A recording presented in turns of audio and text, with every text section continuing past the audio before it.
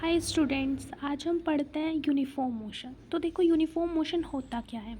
As the object covers equal distance in equal interval of time it is said to be in uniform motion.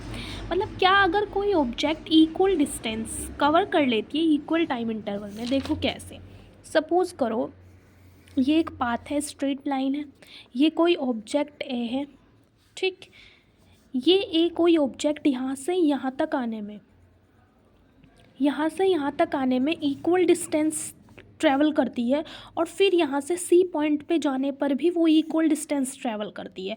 अगर यहाँ से यहाँ जाने में उसने सपोज़ करो 20 मीटर ट्रैवल किया है, तो यहाँ से यहाँ जाने में भी वो 20 मीटर ही ट्रैवल करती है सेम टाइम इंटरवल में।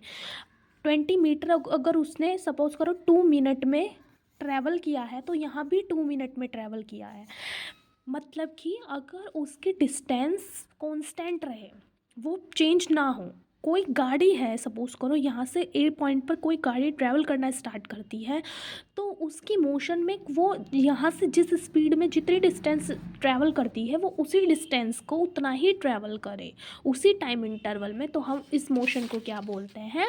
Uniform motion. और time travel in this motion should be small. और टाइम जितना ट्रैवल किया है वो कितना होना चाहिए? स्मॉल। अब non uniform motion when object cover unequal distance. अब ऑब्जेक्ट कैसे डिस्टेंस कवर करती है? Unequal distance equal time interval में।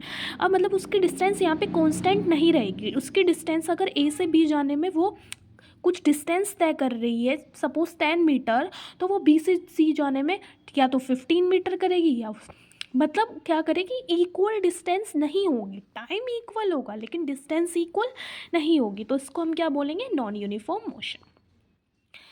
ठीक है। स्पीड देखो, स्पीड क्या होता है? Distance travelled by object in unit time, this is referred to as speed.